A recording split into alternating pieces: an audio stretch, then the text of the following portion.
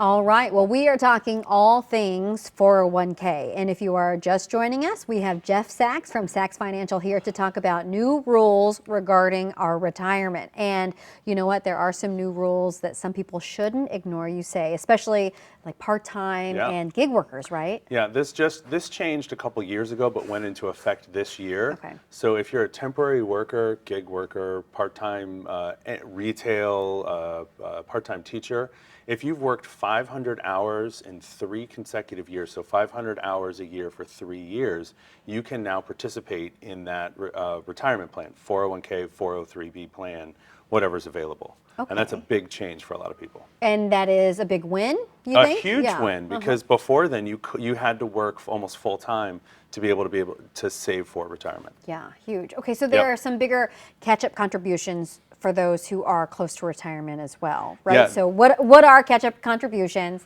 and who does it really impact? So prior to recently, it was if you were over the age of 50, you had a little bit extra that you could add into your 401k and into your IRA.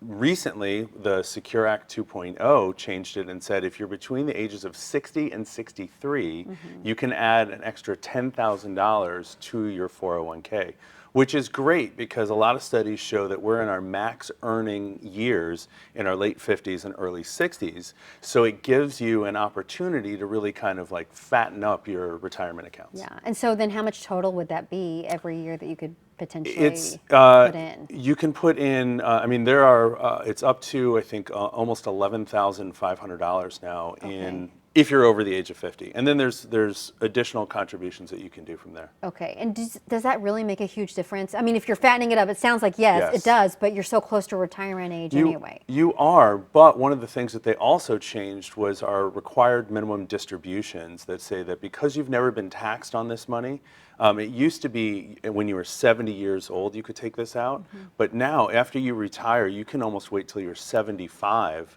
before you have to touch this retirement money. Okay. So you still have plenty of time to save, and any money that you can get into your 401k even later in your working years is better than not doing it at all. Yeah. Do you remember when I first met you and interviewed you, you said a lot of people in their 50s are like, this is when I go, oh my gosh, I haven't saved, so this would be a good thing for people. This is the time, right, where we spend our 40s getting out of debt and our 50s figuring out how to save for retirement.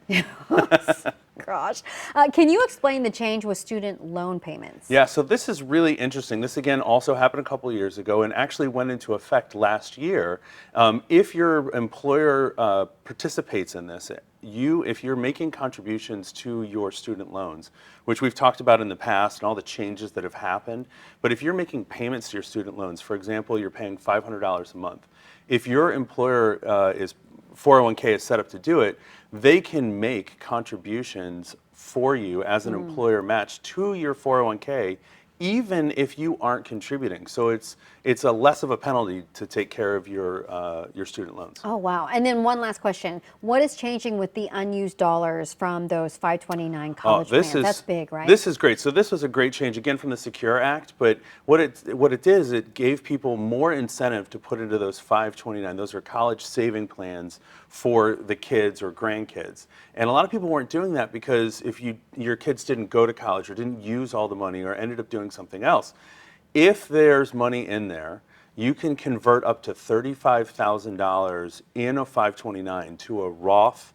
IRA, a Roth account, for that beneficiary, for that kid or grandkid. Oh, that's great. Real quick, want to look at the big board here because we did have a new comment coming in from Ann. And Ann says, oh, we asked, have you ever pulled out money of your 401k? She says, not yet, but I have a 403B. I feel like it's similar penalties. Is it similar penalties? It is. Okay. So a 401k, a 403B, a 457 are all relatively the same thing. Okay. It's just different tax codes for retirement accounts at work. Okay. Well, thank you so much, Jeff. You always enlighten us. And with these big changes, that can make some major differences for folks. Absolutely. Okay, thank you.